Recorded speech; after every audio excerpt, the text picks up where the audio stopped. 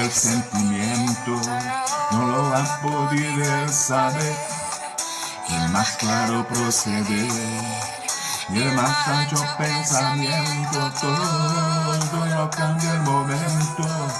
Cual mago condescendiente nos aleja dulcemente y rencor y violencia.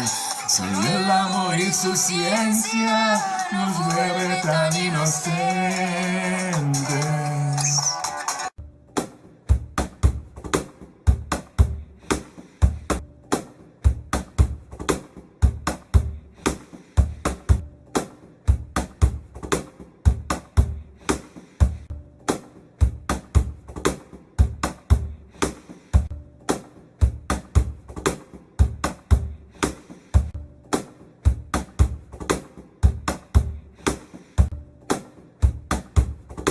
Foi apresentada para o Brasil aquela reunião dos palavrões ministerial no dia 22 de abril e que ocasionou também, ou foi ocasionada, né, pela saída de Sérgio Moro.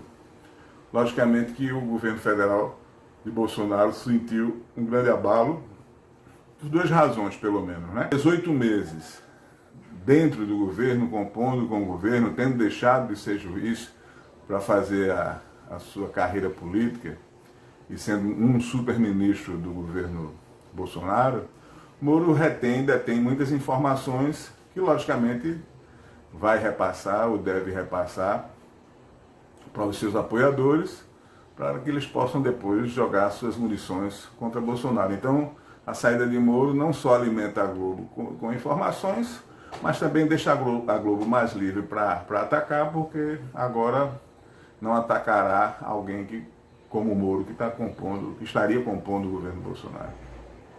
Isso é uma questão. A segunda questão são os acontecimentos que finalmente ele foi achado, foi preso, depois de um ano morando na casa do advogado dos Bolsonaro, e agora está preso e vamos ver o que é que vai acontecer, né? Bom, em função desses dois elementos, eu queria chamar a reflexão para aquilo que diz o sociólogo português Boaventura de Sousa Santos. Ele diz uma coisa muito interessante. Ele diz que o movimento do mundo é a possibilidade. Porque o ser humano, em sendo um ser livre, ele tem a capacidade, a possibilidade de iniciar processos.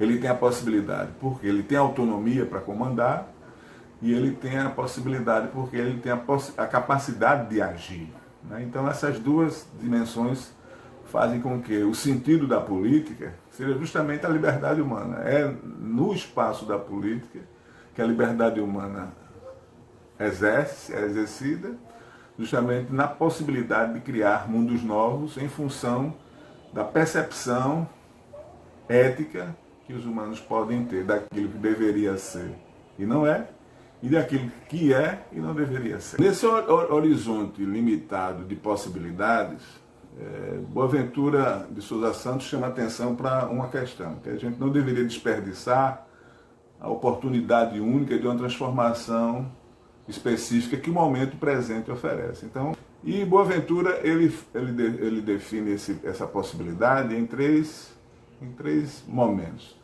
A primeira questão que ele apresenta, quer dizer, o primeiro momento é o momento da carência, onde emergem as manifestações de algo que falta, né?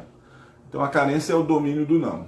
Então a gente tem carência de democracia, a gente tem carência de um projeto de nação que foi rompido com a chegada do golpe e, logicamente, aprofundado com a chegada de Bolsonaro, que está colocando o Brasil numa situação ridícula, né, de chacota no mundo.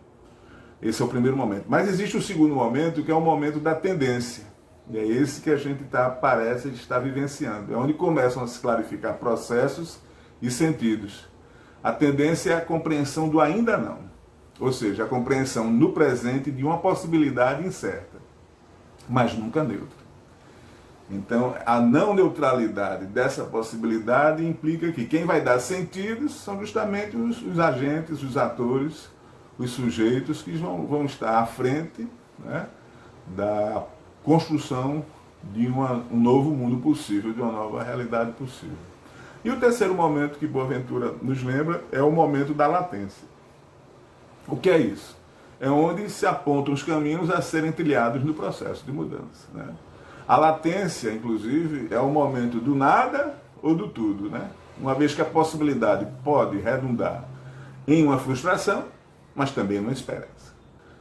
Portanto, é importante conhecer bem as condições que o presente nos oferece para que a gente possa agir de uma forma pensada, refletida, e não de uma forma improvisada nem irracional. Não só isso, é importante alargar o conhecimento, né? Mas também alargar as reciprocidades das experiências feitas pelos grupos, pelos movimentos sociais, pelos sujeitos, né? Que já vêm em uma trajetória de luta, de busca de emancipação. E nisso o Boaventura fala na ecologia dos saberes, ou seja, colocar essas experiências juntas, né? Essas experiências poderem doar o que possuem e receberem do outro a riqueza que o outro possui, para poder, logicamente, dentro dessa ecologia de saberes, criar diálogos capazes de compreensão mútua e unificação de projetos, de lutas, de ação, tendo em vista a construção da possibilidade, né? Celso Furtado diz que o amanhecer é longo, né? Ele diz, o longo amanhecer do Brasil.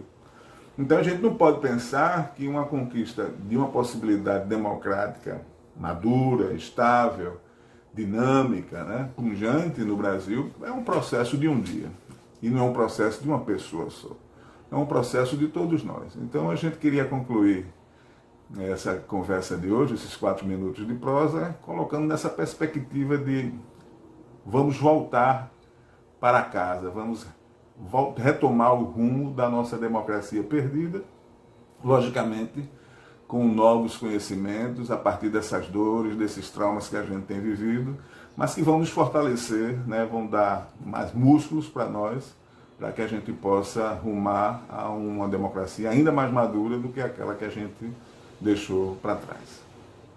Valeu, obrigado e até o próximo encontro.